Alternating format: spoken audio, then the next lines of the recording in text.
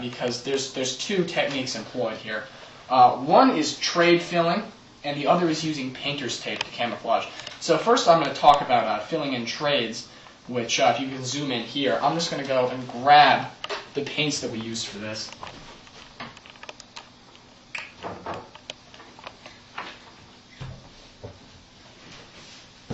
And what you do in order to fill these trades in is if you have a plastic bodied gun that came with some trademarks that were not filled in and just actually sort of detracted from the overall look of the gun, what you can do is you can take, all you need is some of this, it's sort of like paint thinner, but it's a little bit more gentle. It's labeled sometimes as paintbrush cleaner. So what you do is this is, first of all, I'd like to mention that this is not my idea.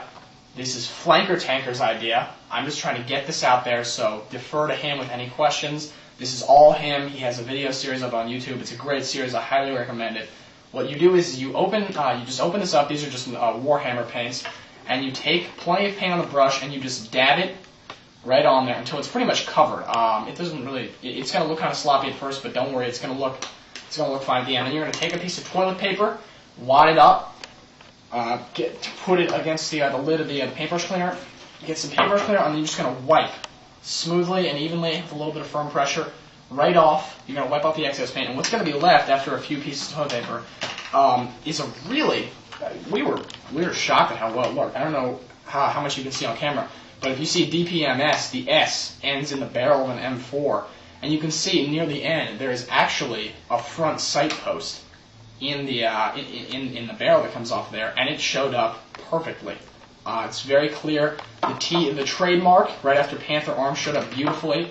DPMS, Becker, Minnesota, USA. We also decided, this isn't really true to life, but we decided to do the auto with the red just because we thought that was kind of a cool mix of the H&K fire selector and the Armalite fire selector. So on to the painting part of this gun. As I said, we use painter's tape to do this, and really all you need to do for that is just take painter's tape and rip it into strips. The strips need to be about as long and as wide as you see on this gun, and just lay them.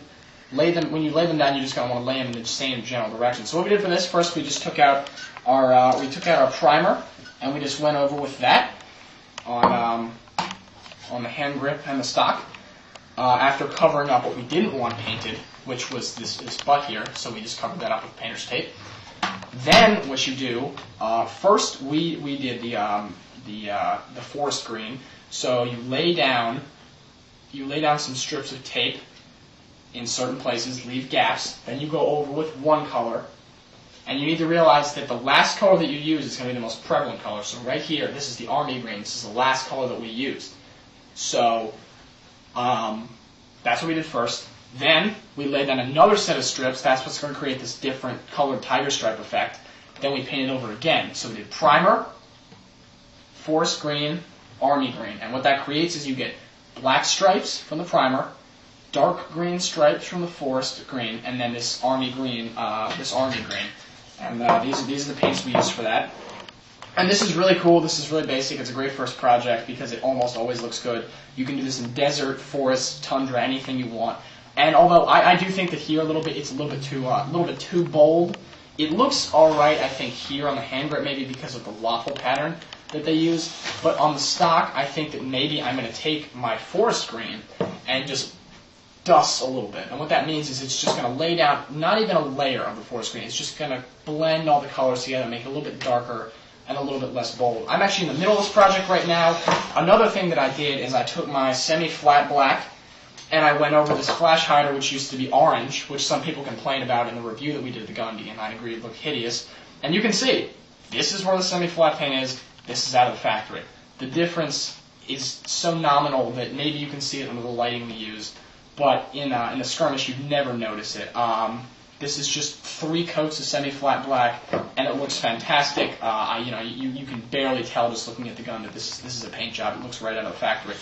So I'm sort of in the middle of this project, as I said, and there's a couple different directions you can take this with. I don't think I want to do the entire gun in Tiger Stripe because I already would have done that, but now my choices here are to do the handle in Tiger Stripe and then be done with it, which I think I might do. But another idea that I had, maybe you want to do, is obviously the Armalite bodies have a 2-part receiver. that unfolds. So I was thinking about doing the top receiver and the magazine in camouflage, and then leaving the lower receiver and handle in regular primer black. So that's just some ideas I'm throwing around. As I said, you can take this in any direction you want, and it's nice because with these spray paints, even if it looks terrible, you can just go right back in with your primer and your semi-flat, and it looks like it's out of the factory all over again. So it's a beautiful thing how easy these can be to do. So thanks for watching, and if you have any questions or comments about painting, feel free to leave them below the video or send me a message. Thanks for watching.